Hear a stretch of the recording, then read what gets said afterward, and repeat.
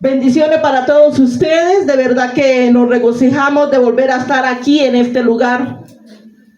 Y usted se ha preguntado, ¿qué está pasando en los hogares de hoy en día?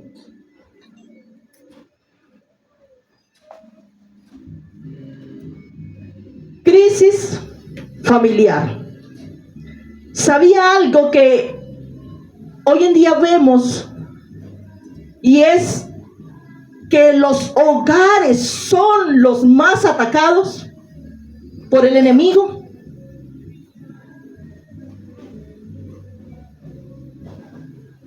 Mire, la Biblia nos enseña de muchas maneras y nos lleva a versículos para que podamos tener ese apoyo y podamos entender y poder sobrevivir y entender cómo podemos superar las crisis en las familias.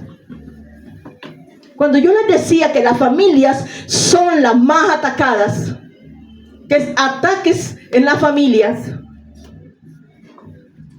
es porque de una u otra manera se está viendo hoy en día y en el mundo entero. Y si usted analiza, esto es preocupante de ver madres solteras, mujeres, muchísimas mujeres solteras, sin hogares, o sin hogares, sin esposo, pero son familia.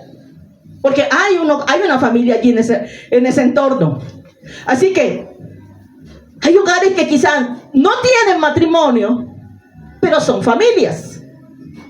Entonces miremos que es preocupante esta situación de aquellas madres solteras, sea por situaciones de la vida que les tocó o porque han sido abandonadas. Y de todos estos puntos vamos a tocar porque de verdad es necesario buscar la palabra de Dios para que ella nos aclare toda inquietud que usted tiene en el corazón. Por eso es preocupante, alarmante de ver las situaciones y hay que mirar algo. Yo quiero que usted entienda, porque para que usted pueda entender este mensaje también tiene que usted mismo analizarse. Todo hogar, todo matrimonio pasa por crisis familiares. Todos. Crisis familiares. Por eso, mi amigo, usted que está aquí, dígale al que está a su lado, toda familia pasa por crisis familiar. O por crisis familiar. Así que vemos la situación y la condición que hoy en día, como seres humanos, como iglesia, como personas, vivimos. Porque si lo miramos a la luz de las Escrituras, la familia delante de Dios es lo más preciado. La familia para Dios es algo maravilloso. La familia para Dios es el diseño divino. Y cuando hablamos del diseño divino, es el núcleo, es el eje del mundo entero, de la sociedad. Si se dan cuenta la importancia que tiene la familia.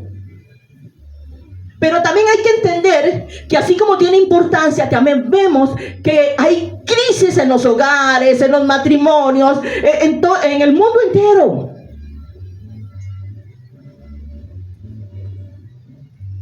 Ahora, yo quiero que usted mire que es tan importante la familia, es un elemento tan importante que hoy en día, amigo, usted que está aquí, hermano, usted puede tocar, usted puede abrazar. Mire la necesidad y la importancia de darle el valor al hogar, a la familia, en total. ¿Sabe que algo que yo meditaba y es que hoy en día vemos que se habla mucho sobre lo profético y profecía allí, profecía acá, y verdad es, y no es malo, no. Pero ¿sabe algo que hay que como ponerle la lupa? Poco se habla sobre la familia.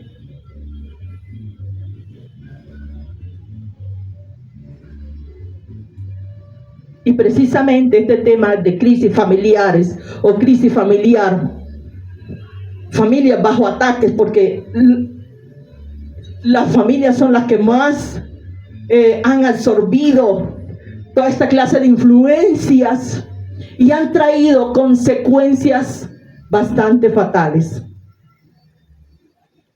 bastante delicadas.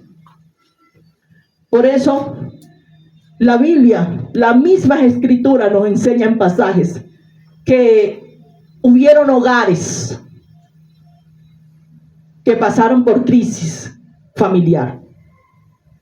Y vamos a irnos a la luz de las Escrituras, pero antes yo quiero decirle algo. Aún el mismo Jesucristo, si usted mira, cuando Jesucristo vino a la tierra, José quería José dejarlo todo, abandonar a María, ¿en qué? En secreto. Y esto es una crisis familiar. Imagínese usted donde eso hubiera, pero por la gracia de Dios, porque la Biblia no lo enseña. La Biblia nos dice que la quería dejar en secreto, que es muy diferente. O sea, ¿qué podía pasar ahí? Abandono, rechazo. Pero la Biblia sí nos dice que se le manifestó un ángel, allí se le apareció un ángel a José y intervino. Y cuando intervino ese ángel, allí donde aquel varón, donde José, él tomó a María como esposa. Mire, aquí algo y es que hay que entender, y es que vemos que aún Jesús, la familia, pasan por crisis. Y eso es una crisis. Mire algo también que le tengo que decir, y es que si miramos el libro de Génesis hasta Apocalipsis, vamos a encontrar cantidades de familias que pasaron por crisis. Y yo le voy a seguir mostrando más de ellas, así como le mostré la anterior. También vemos que el Señor el ángel tuvo que intervenir por un sueño para poder entender José que lo que estaba en el vientre era el Espíritu Santo. Entonces, aquí vemos algo, y es que en todos los pasajes de la palabra de Dios, en las mismas escrituras, nos está hablando de que hay crisis familiares, de que hubieron hogares llenos de situaciones difíciles, y hay temporadas en donde usted, hay momentos en donde dice: yo ahora que estoy metiéndome más con Dios, ahora que estoy buscando más con el Señor, es cuando más mal estoy. Es cuando más me vienen más problemas. Es que no salgo de una cuando ya me he metido en otra. Es cuando usted ve que está buscando al Señor con un anhelo ferviente. Pero también usted ve en el núcleo familiar suyo que están pasando cosas y usted se pregunta el por qué.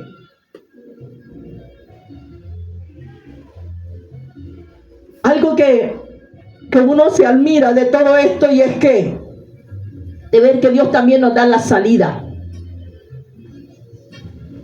¿Sabe qué es lo que pasa cuando esto sucede? Aquí podemos ver que cuando a medida que nos acercamos más a Dios, es porque Dios está exponiendo el caos, el desorden, todo lo que está allí. Pero ¿sabe para qué? ¿Y por qué? ¿Sabe por qué está poniendo el caos? Al que usted está acostumbrado. Pero ¿sabe para qué? Para que usted ponga orden. Para que usted organice, mire y analice que hay cosas que necesitan ser cambiadas. Por eso cuando nos acercamos a Cristo, todo lo que está oculto sale a la luz. Por eso en este mensaje de crisis en las familias, vamos a mirar y vamos a analizar la causa, la manifestación, pero también las consecuencias y el antídoto. Por eso le voy a invitar que se vaya al libro de Éxodo. Y en el libro de Éxodo, capítulo 12, ubíquese para que a la luz de las escrituras usted pueda entender, aclarar más este pasaje y en su casa usted pueda también buscarlo nuevamente.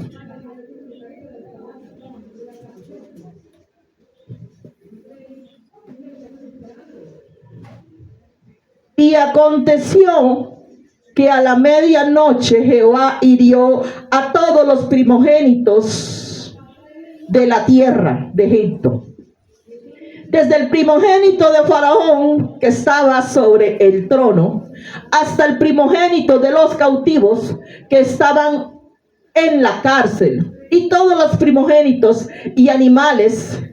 Se levantó aquella noche Faraón, voy por el 30, y todos sus siervos y todo Egipto y todos los egipcios, y hubo un gran clamor en Egipto, porque no había casa donde hubiere ser muerto. Aquí podemos mirar que ese espíritu mató todos los primogénitos. ¿Dónde lo encuentra? En Génesis, capítulo 12, versículos 29 y 30. Esa noche ese espíritu venía a herir la casa y a traer muerte. ¿Cuántas? Ahí dice, todas las casas. ¿Sabe qué es lo que yo me maravillo de ver allí? De la cual me detuve, que solamente hubo una, la cual el espíritu de muerte no tocó. ¿Y sabe a dónde me llevaba esto? Que yo analizaba y decía, mire, hermano, hay espíritus que entran a destruir la simiente del hombre en la noche. Porque si usted analiza este tema de la cual estamos hablando, estamos en Éxodo, y mire lo que dice, lo voy a volver a leer detenidamente para usted. Y aconteció que a la medianoche, ¿a qué hora? De noche, Jehová hirió a los primogénitos de la tierra de Egipto, desde el primogénito de Faraón que se sentaba sobre el trono, hasta el primogénito del cautivo que estaba en la cárcel, y todos los primogénitos y animales. Se levantó aquella noche Faraón y él y todos sus siervos y todos los egipcios, y hubo un gran clamor en Egipto, porque no había casa donde no hubiera muerto. Medite ese mensaje, medite esa palabra. Ese espíritu fue tocando puertas y mató a todos los primogénitos. A mí me llamó mucho la atención, como se los decía ahorita, era que la única casa de la cual no hubo muertos era porque estaba cubierta con la sangre de Cristo. Ustedes se acuerdan de la historia donde habla que todos los dinteles de su casa, las puertas tenían que estar con sucias de sangre de un cordero. Esa fue la única casa. Eso me llamó tanto la atención que de verdad, mi hermano, hay espíritus que llegan a las casas, a la descendencia, a destruir la descendencia del hombre. Mire, hermano, amigo, quiere que le diga algo. Y pregúntese a usted mismo, ¿qué es lo que destruye a un padre? ¿Sabe qué es? Ver a su hijo sufriendo. Eso destruye a un padre. ¿Qué es lo que destruye a una madre?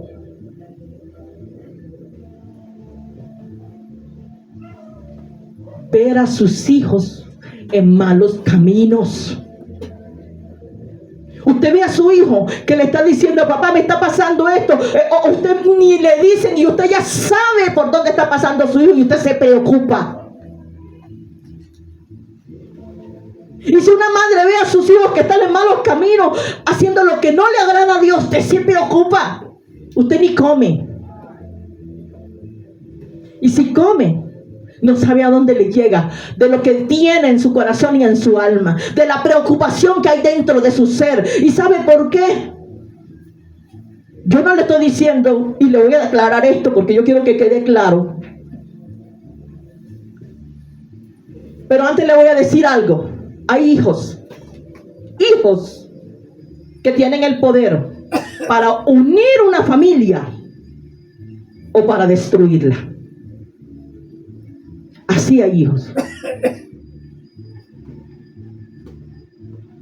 Asimismo, y este es un campo que más adelante vamos a tocar, hay esposas que tienen el poder para unir un hogar o para destruirlo.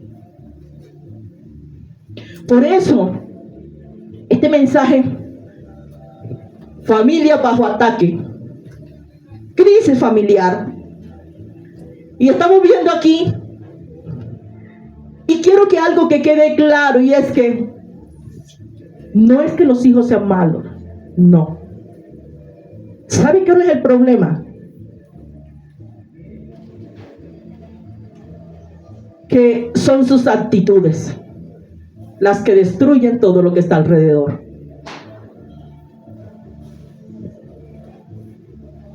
Por eso les aclaré y les dije, no es que los hijos sean malos, pero hay actitudes de los hijos que destruyen un hogar. Hay actitudes de los hijos que destruyen una familia. ¿Cómo así, pastora? Sí. Y le voy a decir el por qué y con cuáles. Hay espíritus cíclicos, pero también hay espíritus ancestrales. Cuando hablamos de que estos ancestrales, estamos hablando de que hace años y años atrás usted le vienen persiguiendo espíritus, y no es de ahora, es porque vienen de mucho tiempo atrás. Por eso, amigo, hermano,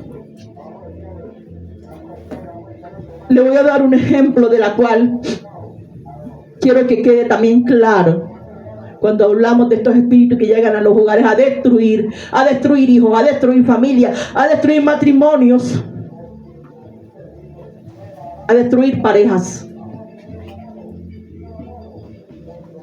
Y cuando estos espíritus vienen de mucho más atrás, no es que en la familia de mi tatarabuelo, yo quisiera que el pastor me dijera un poco con respecto a esto. Después de los tatarabuelos, ¿qué sigue? Vienen los bisabuelos, tatarabuelos, bisabuelos, vienen los... O sea, generaciones de generaciones, sí, sí. Hasta que estamos en la etapa que tenemos, en la época que tenemos. Usted como mi abuelo, mi tatarabuelo, por allá en lo lejano, hubo alguien que salió de la prostitución, entonces seguimos con el mismo a estas alturas, a esta época. Mire, hermano, usted puede decirme, no es que yo no tengo hijo vicioso, yo no tengo hijo ladrón, yo no tengo hijo alcohólico. Pero mi hermano, amigo, pero si su hijo ve pornografía, es igual. De todo esto hay que tenerlo en cuenta. Porque aún no es que yo le echo la culpa o porque mi tatarabuelo era alcohólico, entonces de ahí en adelante el nieto que siguió en la misma, ahora no, ahora es el hijo. No. Corte con eso. Esos son espíritus que llegan a destruir y a dividir su familia.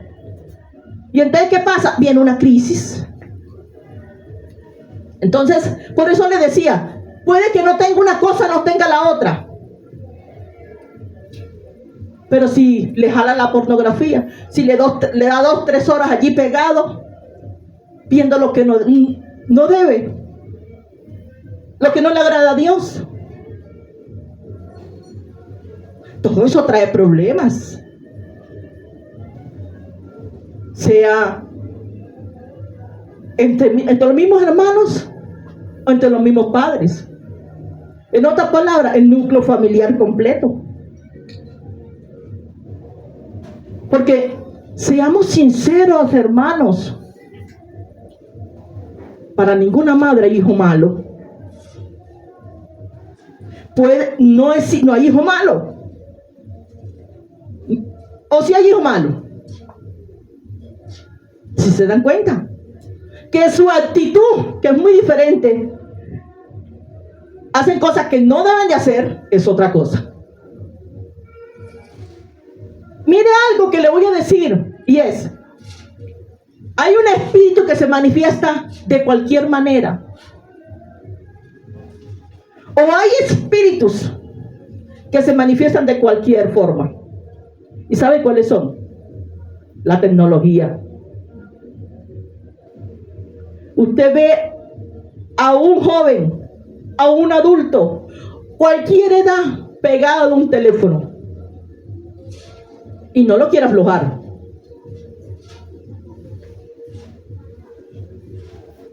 De una PC y no la quiere aflojar.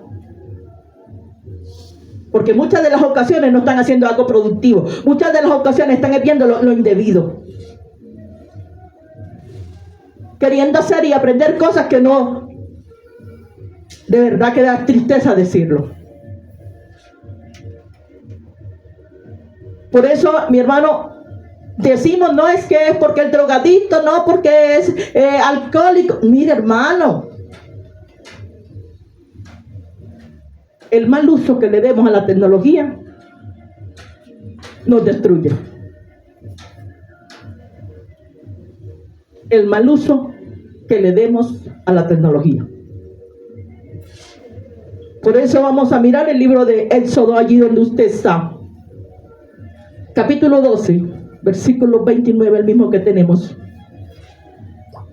Y aquí podemos ver, me voy a ir al 30. Y se levantó aquella noche Faraón y todos sus siervos y todos los egipcios, y hubo un gran clamor. Imagínense hasta dónde llegó en Egipto, porque no había cosa, no había casa donde hubiera. Todos murieron. La única casa fue aquella que estaba cubierta con la sangre de Cristo. Eso nos enseñan las Escrituras. Si usted mira hoy en día cómo estamos, hermano, y vamos a analizar algo, y esto tiene que ver con la familia, con los hogares. ¿Cuántos hogares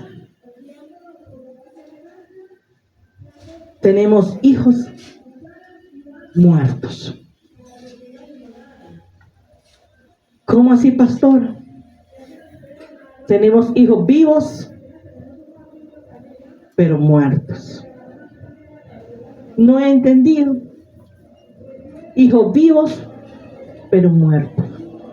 Vivos físicamente, iglesia, pero muertos espiritualmente.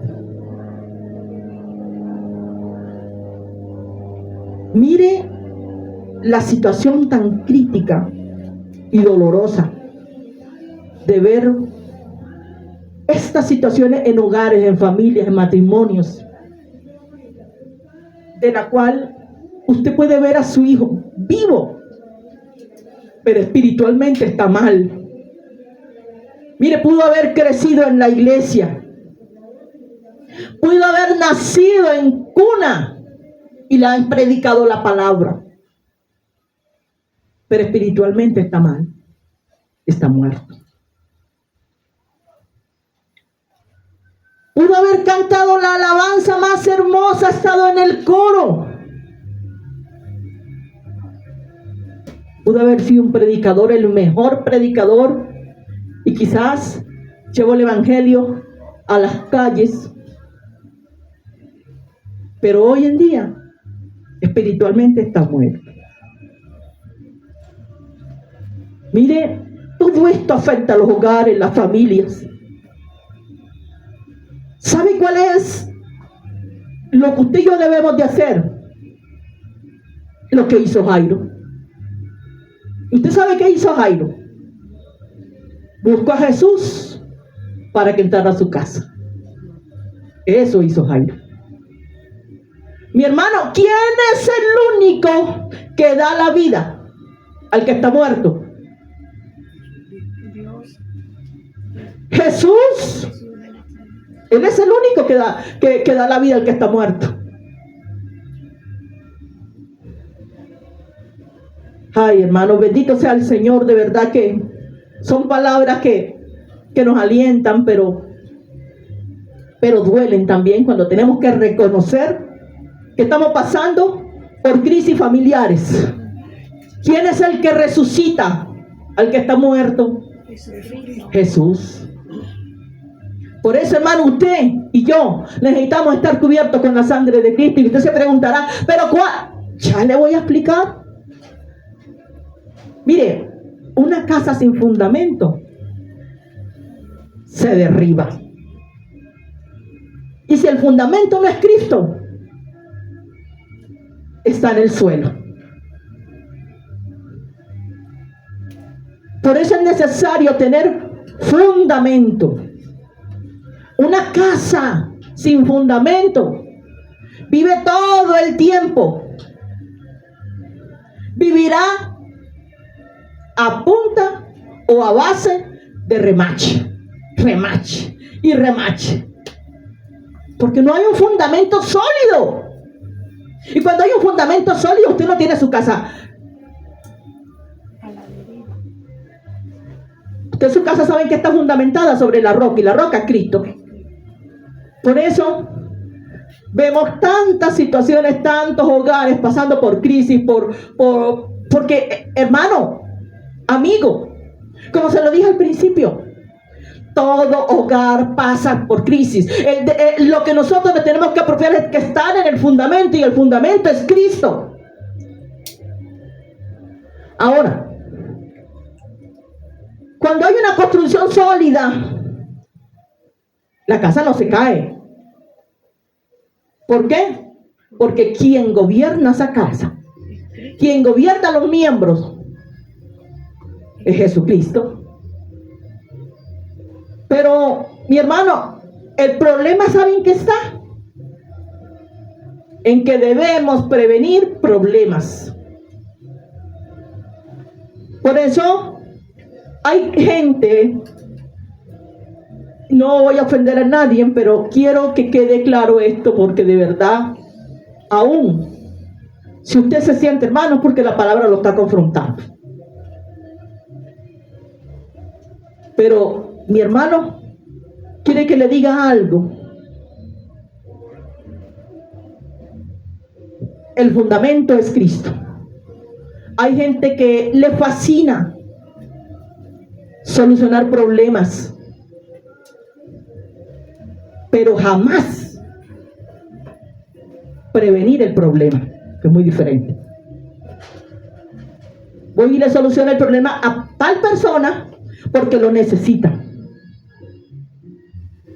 Pero te has puesto a detener cómo ayudarle a prevenir el problema, que es muy diferente. Aún a tu mismo hogar, a tu mismo núcleo familiar. Por eso le decía yo que aquí en la palabra de Dios hay personajes de la Escritura que nos están dando un ejemplo y nos están mostrando que también tuvieron crisis. Y que no hay hogar ni matrimonio que pase por crisis. Todos los hogares y matrimonios van a pasar por crisis. El que me diga que tiene un matrimonio feliz, mentiroso. Porque en todo matrimonio, toda la situación tiene que haber dificultades. Usted lo que tiene es que saber enfrentarlas, que es muy diferente. ¿Cómo? Sabiamente. Pero si usted un problema le acarrea otro problema, entonces usted misma se está destruyendo allí mismo. Y está destruyendo a los suyos.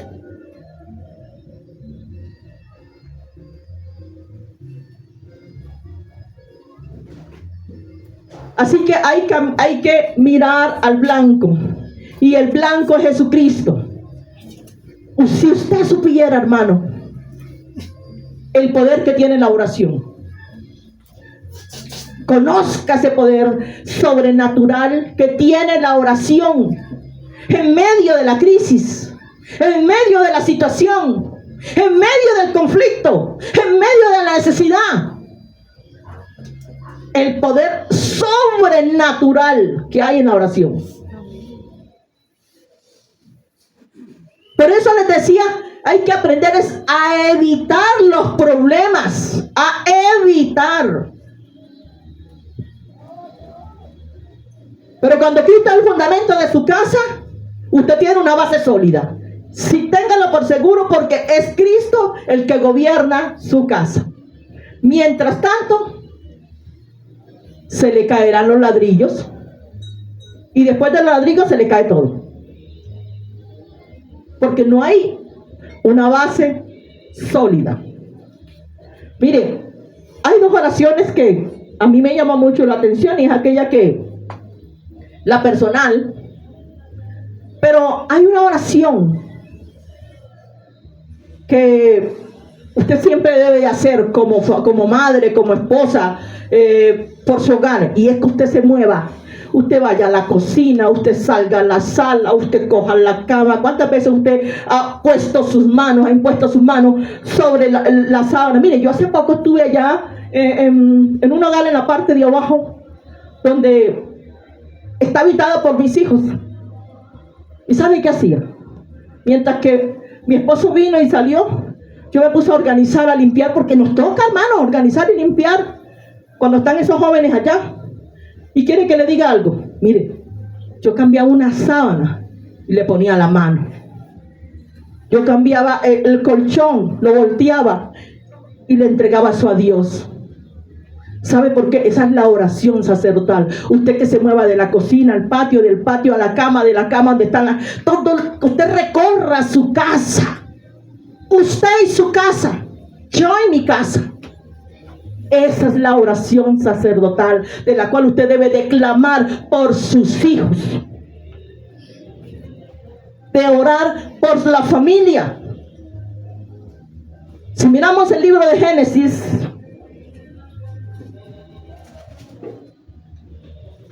capítulo 4,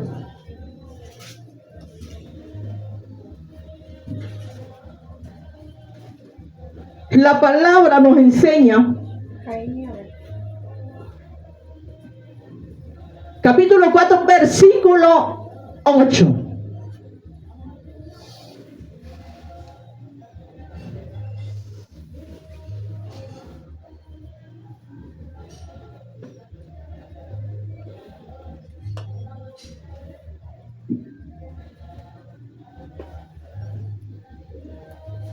Perdón, sí, estamos allí. Sí. ¿Lo lee, por favor? El 8. Y dijo Caín a su hermano Abel: salgamos al campo. Y aconteció que estando ellos en el campo, Caín se levantó contra su hermano Abel y lo mató. Miren lo que sucedió allí. Pero yo a usted no le voy a hablar de Caín y Abel. Yo a usted le voy a hablar es de la familia de Caín y Abel. Imagínese usted por un momento todo esto que está pasando y se lo voy a leer para ustedes. Y dice: y dijo Caín a su hermano Abel: salgamos al campo. Y aconteció que estando ellos en el campo, Caín se levantó contra su hermano Abel y lo mató. Imagínese por un momento, porque me le voy a meter, no voy a hablar de Caín y Abel, usted esa historia se la sabe, pero yo le voy a llevar a la familia de Caín y Abel. Imagínese a esa madre, a ese padre, a ciertas horas de la noche y sus hijos no lleguen al hogar donde ellos los esperan. ¿Cómo pueden sentirse unos padres que no saben qué está pasando, ni lo que ha pasado, ni si Caín mató a Abel?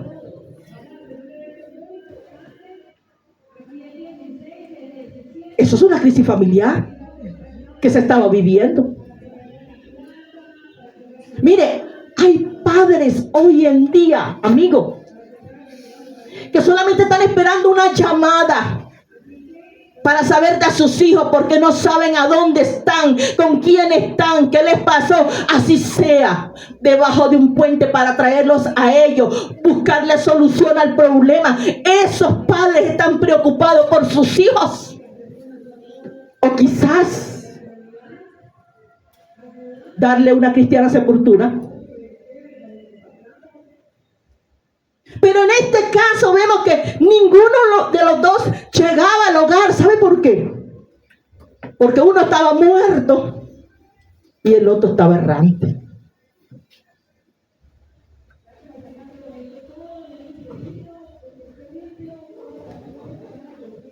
Aquí vemos cómo se sentía.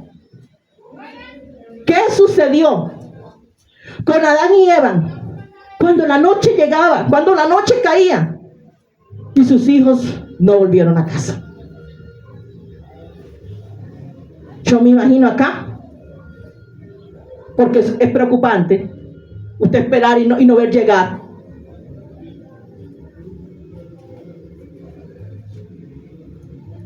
Eva diciéndole a Adán: mi hijo, mira la hora que es y no han llegado los muchachos.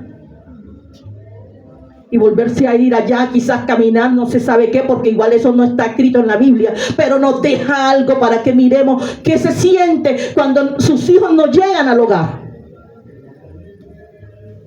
Eso es una crisis. Y aún no saber lo que estaba pasando, porque todavía digo yo, y me lo revela la palabra. Génesis fue revelado ¿a quién? No fue a Adán y a Eva, fue a Moisés. El libro de Génesis fue Dios quien se lo reveló a Moisés. Ahora, si Dios le reveló a Moisés y ya había acontecido lo de Adán y Eva, aquí nos queda otra. Aquí no sabemos si ellos se pudieron haber muerto sin saber qué pasó con sus hijos. ¿Se dan cuenta? Crisis familiar. Esos personajes de las escrituras también nos muestran que hubieron personajes que pasaron por situaciones como la que usted y yo estamos pasando, como la que usted y yo vivimos. La mujer sabia edifica su casa. Y imaginarse que sus hijos no regresaban. Mire, medite esto, quiero que le quede aquí en el alma y en el corazón, y es: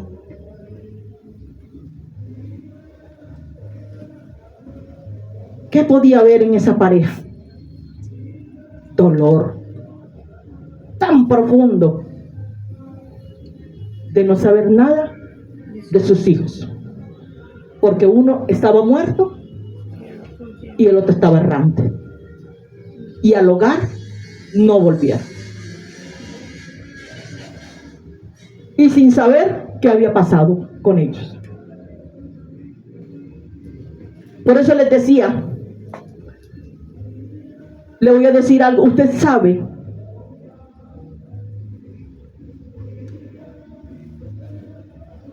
el Pentateuco de quién es. De Moisés. Usted sabe que los primeros 5 libros de la Biblia se llaman Pentateuco. Los primeros 5 libros de la Biblia.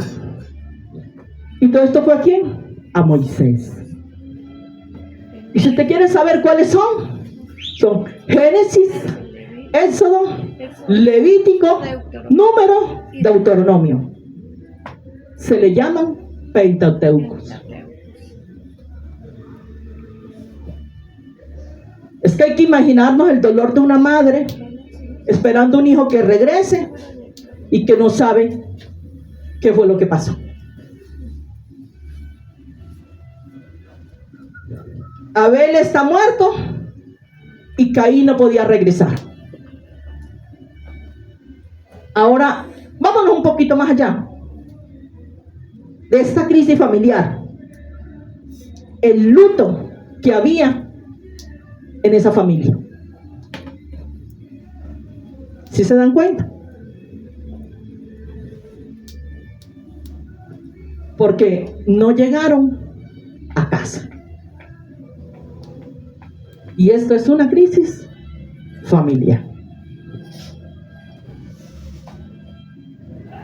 Mire, yo quiero decirle algo, y es que aún el dolor te convierte en agresor. Cada vez que usted está herido, se convierte más peligroso. Usted a veces llama crisis a lo que no es crisis. Y si miramos algo, la ley de la vida es que los padres entierren a los hijos, pero no los hijos a los padres.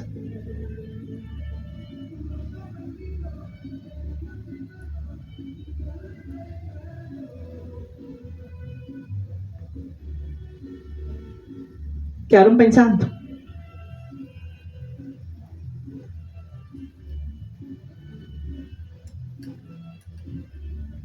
La ley de la vida es que los hijos entierren a los padres.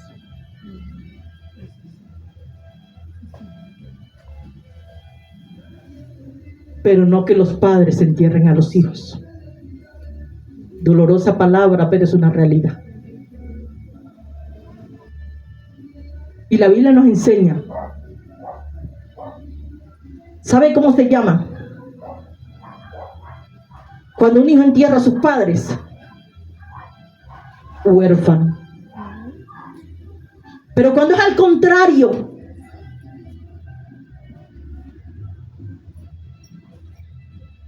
que los padres entierran a los hijos,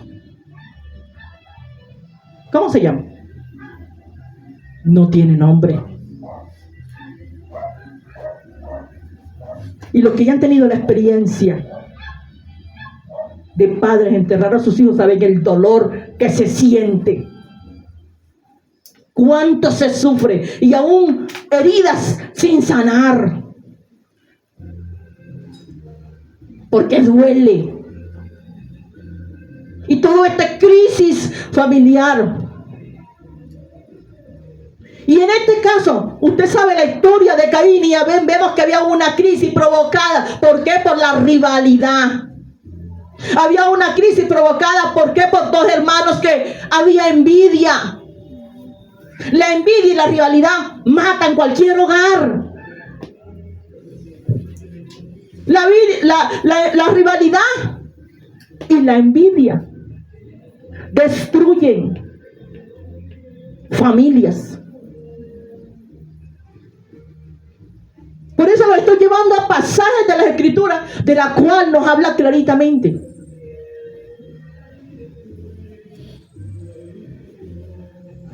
Vamos a mirar el libro de Génesis, capítulo 27.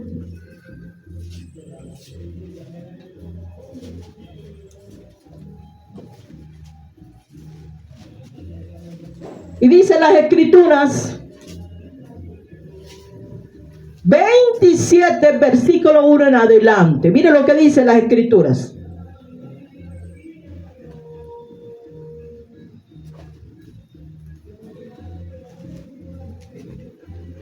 Y aconteció que cuando Isaac envejeció y su hijo y sus ojos se oscurecieron y quedó sin vista, y llamó a Esaú su hijo mayor y le dijo: hijo mío. Y él respondió: heme aquí. Y le dijo: he aquí, ya estoy viejo, no sé el día de mi muerte. Toma pues ahora tu arma y tu aljabal y tu arco, y sal al campo y tráeme caza. Me detengo aquí para que usted medite lo que pasó. Él estaba viejo y sus ojos se oscurecieron, se había quedado sin vista. Llamó a su hijo mayor y le dio una responsabilidad, o le dijo que cogiera su arma, su alija, su arco, y que saliera al campo y le trayera caza, porque él no sabía cuándo iba a morir. Sigo avanzando. Y le dijo: hazme un guisado como a mí me gusta, y tráemelo y comeré, para que yo te bendiga antes de que muera. Y aquí viene la astucia. Y Rebeca, estando yendo, cuando hablaba Isaac a Esaú, su hijo, y se fue Esaú al campo para buscar la caza que había de traer. Seguimos con la malicia de aquella mujer. Y Rebeca habló a Jacob, su hijo, diciendo: he aquí, yo he oído a tu padre que hablaba a Esaú, tu hermano, diciendo: tráeme caza y hazme un guisado para que coma y te bendiga en presencia de Jehová antes de que yo muera. Y le sigue diciendo: ahora pues, hijo mío, obedece a la voz en lo que te mando. Y ve ahora al ganado y tráeme de allí 2 buenos cabritos de las cabras, y haré de ellos viandas para tu padre, como a él le gusta. Y tú, mire bien, llevarás a tu padre y él comerá, para que te bendiga antes de que muera.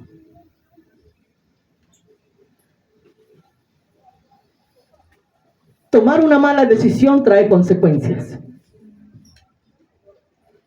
Y aquí vemos a Rebeca, pero también vimos al padre de Esaú y de Jacob. Pero vemos algo aquí en este pasaje, y es que una casa dividida jamás permanece. ¿Qué era lo que dividía esta casa? Esa pregunta debe hacérsela a usted. La preferencia de hijos. El padre amaba a quién? A Esaú. ¿Y la madre amaba a quién? A Jacob. Y todo esto trajo consecuencias con el tiempo, de la cual, mire, hay casas que están unidas por un mismo techo, pero divididas por un corazón o por el corazón de una persona. Porque hay preferencia de hijos.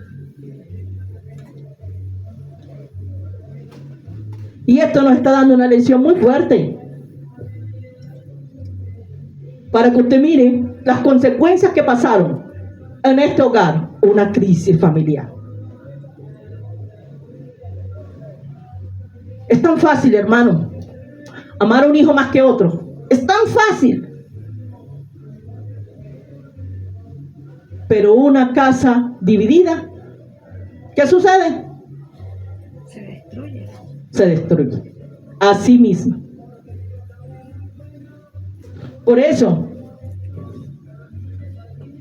aquí vemos que en este hogar la madre amaba a Jacob y el padre amaba a Esaú. Este era un hogar que estaba dividido. Un hogar que se podía venir en cualquier momento abajo. Usted quizás no lo ve en el momento, pero llegará su momento que usted se haga preguntas y no tendrá respuestas. Y las va a recibir de otra persona. Y quizás de pronto usted también las va a entender. Por eso, mi hermano, mi amigo, esta idea, este complot de la progenitura que se negociaría. Y no fue porque Jacob ni porque Esaú, fue por la madre. Porque ella planeó. El padre dio una orden: ve a la casa y trae de la casa y hazme un guisado, le dijo al hijo mayor. Pero ella escuchó lo que le decía al hijo e intervino a hacer lo que no debía. Llamó al otro hijo y le dijo: ves y búscame y trae, porque la que cocinó ni fue Esaú, sino ella.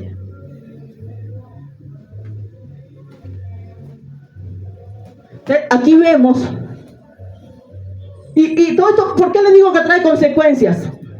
Porque llegó un momento que la escritura también nos revela que se querían matar los hijos. Por esto, por una progenitura que por orden debía de hacerse como era legítimamente. Pero la madre distorsionó las cosas. Ahora, vemos aquí algo en este mismo pasaje, porque vamos a enfocarlo un poco más en este. Y imagínense, porque estamos hablando de crisis familiar, imagínense a Rebeca, al ver la situación de los hijos. El uno tuvo que oír. ¿Y sabe por qué? Porque el uno buscaba al otro. ¿Para qué? Para matarlo. Y el otro huyendo del otro. Y yo me imagino acá. Vamos a ponerle picantico a esas empanadas. Yo me imagino acá, los perdí a mis hijos. O perdí a mis hijos. Al ver la situación, el caos que estaban viviendo como familia. Porque todo marchaba bien. Hasta que no intervino ella, hasta que no interrumpió ella.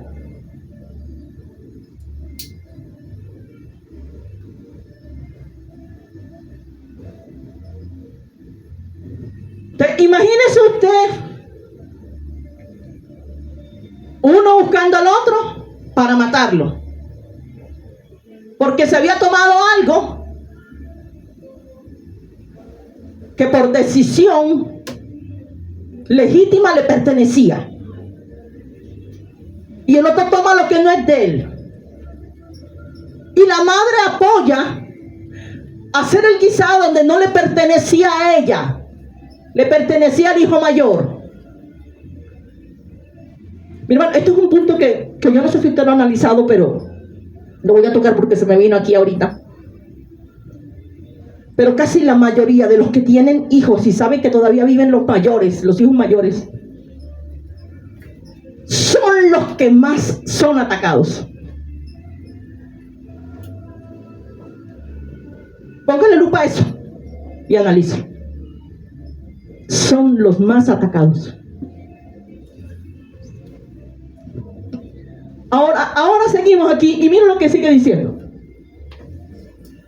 Yo me imagino a Rebeca pensando, perdí a mis hijos. Ahorita le damos la oportunidad para pueda compartir. Y dice, pensando, perdí a mis hijos. Preocupada por todo lo que estaba sucediendo. Pero ¿sabe quién lo provocó todo? Ella. Si usted lee las escrituras, usted no va a hablar por hablar, usted va a hablar por lo que la escritura le enseña. Y la escritura está enseñando que ella provocó todo este caos. Ella. Este plan macabro que entró a la mente de ella para hacer lo que no debía, porque eso era lo que ella quería. Ella. Por eso, aquí miramos que hay hijos que son iguales de amor, pero son no con los mismos derechos. En otras palabras, iguales de amor, pero no iguales de derecho. Cuando yo les decía ahora rato y les voy a volver a recordar, una mujer tiene el poder para unir una familia o tiene el poder para destruirla. Una mujer puede unir su casa o la puede destruir. Una mujer puede llevar al hombre al cielo o lo puede llevar al infierno.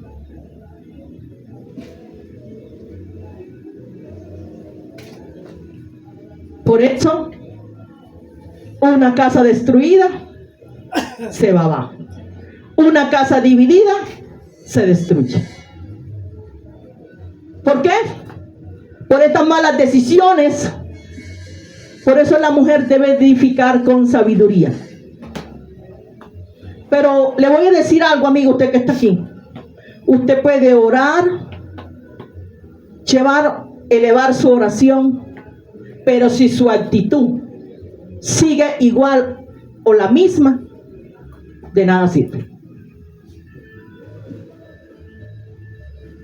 Por eso, mi hermano, este pasaje de las Escrituras nos da mucha y para reflexionar, porque usted puede orar, pero si no oras sabiamente, no haces nada. Y aunque ores bonito, hables bonito, pero si tu manera de actuar es la misma, todo lo que has hecho está perdido. Y te preguntarás en ocasiones, ¿por qué tengo tanto problema con mi hijo? ¿Por qué mi hijo no me habla? Es que tu hijo ya entendió que no eres justo, no eres justa.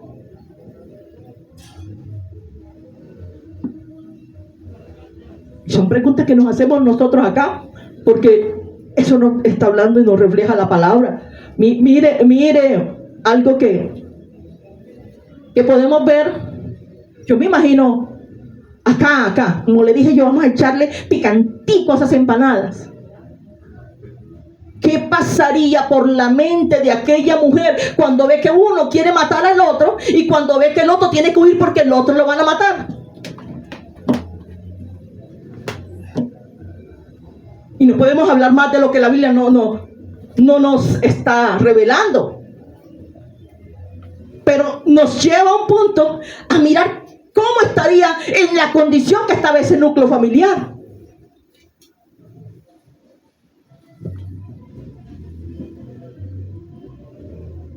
Y esto va para muchas madres, muchas mujeres que saben cuál es la carnada de los hijos.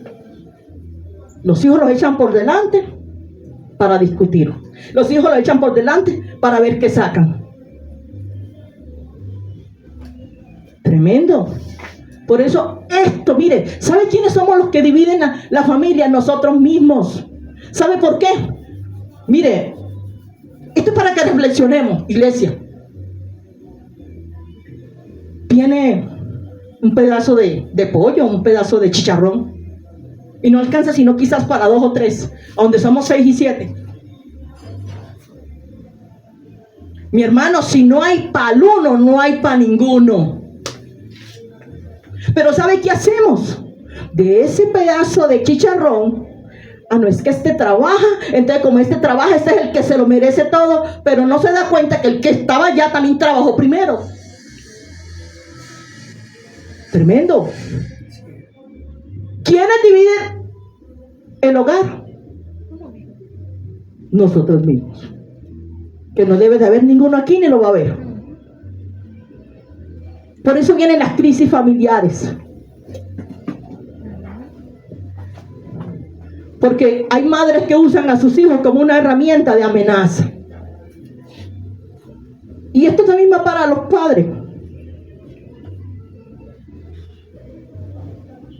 Así como estábamos hablando de que si no hay para uno, no hay para ninguno. Mire, amigo. Hay hogares que al principio todo parece color de rosa, te llevan al cielo y te bajan y mejor dicho, y vuelven y te suben, pero todo marcha bien. Pero ¿qué pasa después? Que tu hijo come mucho, que tu jefe ¿están qué? Dividiendo un hogar. Mi hermano, mi amigo, le voy a decir algo para que se lo lleve allí. Si usted se consigue una mujer y tiene hijos, usted sabía que el paquete le venía completo y sabía que la responsabilidad no es para ella sola, es para todos. Ahora le voy a llevar a un refrán. Oiga lo que le voy a decir, no es que le esté diciendo animal. Pero mire, el que quiere la vaca, quiere los terneros. El que quiere la vaca, quiere el becerro. O los becerros, porque no sabemos el paquetico de cuántos eran. Y usted tiene que tener en cuenta que era el paquetico completo, no era una sola. O era uno solo. Usted tiene que aprender, amigo, a que ya no va a tener comida para uno, sino para dos. O para tres o para más. Porque el paquetico venía incluido todo lo que está ahí alrededor. Así que, por eso hay crisis familiares. Porque nosotros mismos. No es que sepa sultanito porque él es el que la trae. No. O hay para uno, o hay para todos, o no hay para ninguno. Entonces, yo quiero que miremos el libro de Samuel. En 1 de Samuel, capítulo 2.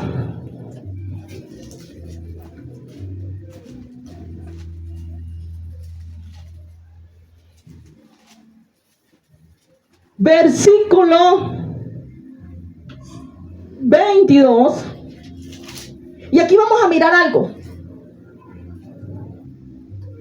Estamos hablando de crisis familiares o crisis en las familias. Y aquí vamos a ver qué dice. Pero Elí era muy viejo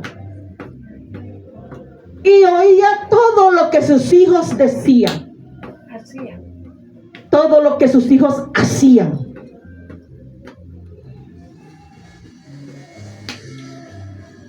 Con todo Israel y cómo dormían con las mujeres que velaban a la puerta del tabernáculo de reunión.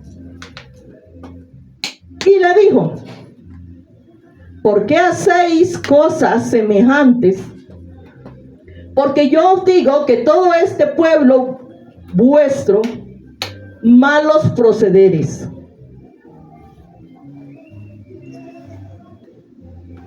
No, hijos míos, porque no es buena la forma la que yo oigo, pues sabéis pecar o hacéis pecar al pueblo de Jehová. Si pecare el hombre contra el hombre, los jueces le juzgarán. Mas si alguno pecare contra Jehová, ¿quién rogará por él? Pero ellos no hicieron no oyeron la voz del Padre, porque Jehová había resuelto hacerlos morir. Usted también sabe esa historia. Sabemos que los hijos de Elí hacían lo malo y que eso llegó a los oídos del Padre.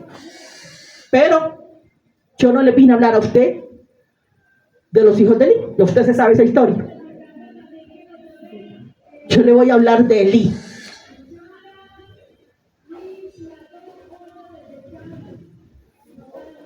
Porque usted conoce el tema. Hay algo que me llama la atención y es que recalca que los hijos de Elí hacían lo malo. Estamos en un país, amigo, que devora el tiempo, ¿sí? Pero algo que usted debe de tener en cuenta y es el tiempo principal hay que dárselo a la familia. Tiempo para compartir, tiempo para charlar, tiempo para dialogar, tiempo para sonreír con ellos. Tiempo para salir a un asado, para ir a una piscina, quizás para compartir un diálogo. Eso alimenta un hogar. Quizás de pronto los medios económicos estén y puedan ir a ciertos lugares a hacer compras en familia. Eso es algo primordial. Mire cómo se construye una familia. Pero Elías, en este caso, era un padre ausente. Él mantenía mucho en el templo y mantenía ausente de su familia. Por eso es necesario, amigo, establecer el tiempo para las familias. Que a usted no le estoy diciendo, entréguele 24 horas. No.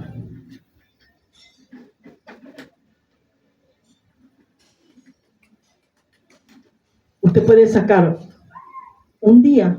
Yo he escuchado los consejos que mi madre me ha dado. Y es tan siquiera una vez que vaya allá a esa casa. Y cuando yo no voy, ellos vienen acá.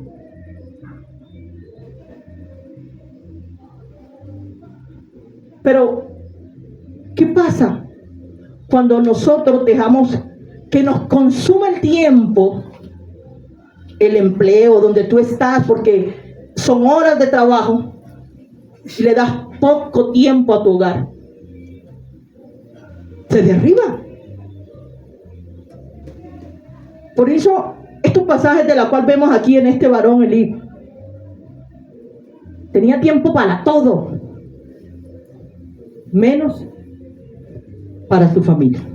Y que no sea una excusa el dinero, porque el dinero no lo es todo, amigo. Perdóneme que le diga esto, pero el dinero no es todo y no lo estoy ofendiendo. Usted puede sentarse en la sala de su casa y quizás poner unas papas a freír o unas crispetas, no sé qué, algo así, o los chicharrines, que también son muy abundantes y no son de alto costo. El aceite constantemente usted debe tenerlo en su casa porque usted sabe que usted debe de cocinar a diario. Y usted puede sentarse y disfrutar con sus hijos.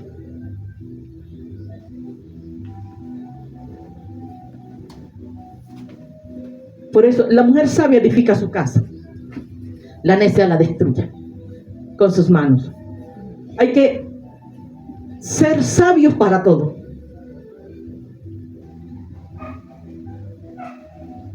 Mi amor, yo digo algo. ¿Qué le cuesta a usted decirle a su hijo te amo? Mire, algo que yo he notado de uno de mis hijos, y es que a él no le da pena de decirme, perdóname mamá, te amo. En muchas ocasiones lo ha hecho delante de ustedes. Escúchalo. Mire, algo que no cuesta, iglesia, es abrazar. Porque no hay excusas que porque no hay dinero. Algo que tampoco cuesta, hay muchas cosas. El diálogo. Y eso no quiere decir que usted tiene que estar desde las 7 hasta tal hora. No. 15, 20 minutos que estemos con cualquiera. Por eso una mujer tiene el poder para destruir un hogar o para unirlo. Si usted quiere ver su hogar unido, estas son tácticas o tips para que usted pueda hablar con su familia. Por eso la importancia, mire, delante de Dios el hogar es lo más importante. Por eso el diseño de Dios es divino. Y es necesario que usted, el diseño de Dios, lo mantenga firme, sólido, delante de Dios. Sólido.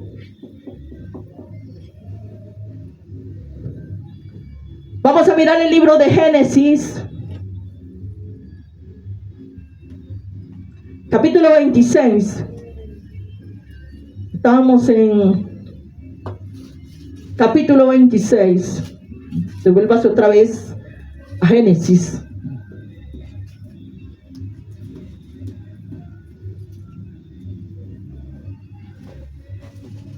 Ya le sigo diciendo para que se pueda ubicar. Capítulo 26, versículo 33 en adelante.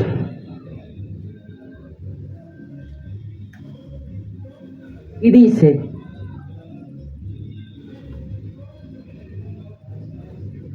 y lo llamó Seba.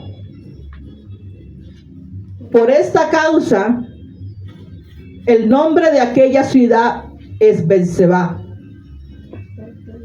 hasta este día. Cuando Esaú era de 40 años, tomó por mujer a Judith, hija de Beerí, Eteo, y a Besemat, hija de Elón, Eteo. ¿Cómo así, pastora? Sabemos que Esaú era el preferido de Isaac. Pero Esaú toma a una mujer que no debía tomar, yugo desigual. Entonces vemos aquí que esto trajo amargura para quienes, para sus padres.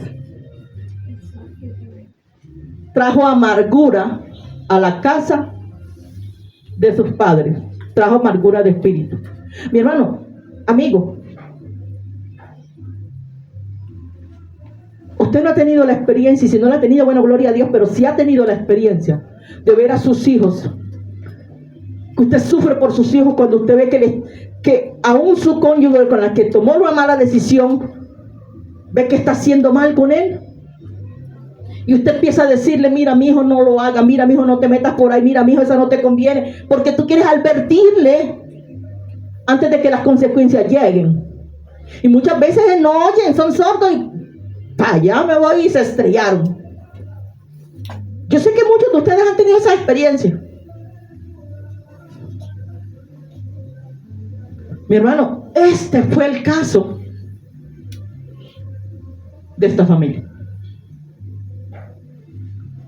Trajo a la casa amargura de espíritu. Madre, las que estamos aquí, no queremos ver a nuestros hijos mal. No queremos ver que ellos sufran, aunque tienen en el camino que enfrentarse a muchas cosas. Pero si usted ve algo que no está bien, usted le va a advertir antes para que no caiga. Que eso es el deseo más grande de toda madre, ver a sus hijos bien. Pero aquí vemos a Esaú que toma a una mujer que no debía tomar. Se une a un yugo desigual. Y esto trajo tristeza, trajo amargura. ¿Cuántos hogares hoy en día, o cuántos padres están sufriendo por la situación que sus hijos están viviendo? Cantidades. Quizás unos cuantos, pero están pasando por ellos. Por eso, usted o a los solteros que quieran tomar la decisión de casarse, de unirse con otra persona, debe de pedirle la dirección a Dios. ¿Sabe por qué? Porque usted no sabe. Y el único que conoce el corazón del hombre es Dios. Para que no pase lo que le pasó a Esaú, que por una mala decisión trajo amargura al hogar, trajo amargura a la familia, trajo amargura a sí mismo.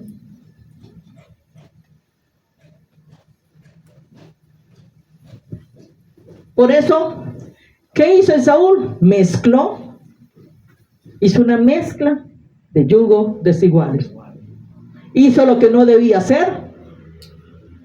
¿Sabe por qué? Porque la Biblia nos enseña, la palabra de Dios nos enseña que la decisión más importante que vas a tomar debe ser bajo la cobertura de Dios. Porque sabe una cosa, porque con la mujer que tú te casas no vas a vivir por un rato, sino para toda la vida. La misma Biblia lo dice, hasta que la muerte lo separe. Si usted hace lo contrario, está desobedeciendo a Dios, pero la Biblia nos enseña algo diferente. Por eso le digo que crisis familiares van a haber, pero hay que tener una relación con Dios sólida. Aquí vemos a este hombre, a este varón, el Saúl, tomando decisiones equivocadas, con yugos desiguales, trajo consecuencias, y las consecuencias que trajo afectaron su familia. ¿Quién es su familia? Su padre y su madre. Porque ustedes saben que uno lo quería el papá y el otro la mamá. O sea que esto hizo, o lo que hizo fue una mezcla, y esto fue amargura de espíritu. La unión de esto amargó a los padres. Mire, hermano, usted puede vivir en un castillo muy hermoso, con los lujos que quiera, con las comodidades que tenga, pero vivir amargado. Pero usted puede vivir en una choza donde hay paz, donde hay comunión, donde se relacionan y viven felices. O sea, aquí que el dinero no va en esto. Si el que está pensando que para vivir feliz tiene que tener harta plata o harto dinero, está equivocado. Está equivocado. Así que Isaac y Rebeca cayeron en la amargura de espíritu. Mira, hermano, ya vamos a terminar aquí, pero quiero que le diga algo. Usted puede cambiar el carro, la casa, todo lo material que usted tenga, pero la esposa en tiempo de crisis no la puede cambiar hasta que la muerte lo separe. Entonces, mire bien lo que usted está imaginando, pensando, porque en tiempos de crisis, en las buenas y en las malas, ahí deben de estar solucionando con sabiduría las crisis. Dios no le va a quitar a usted las crisis, pero pídale a Dios que le enseñe a vivir en medio de ellas y que también haya un cambio en usted. Dios bendiga sus vidas. Vamos a orar. Póngase sobre sus pies. Soberano Dios y buen Padre, te damos gracias, mi Rey. Sabemos, Señor, que tú eres nuestra fortaleza y nos ayudas, Señor, a seguir y avanzar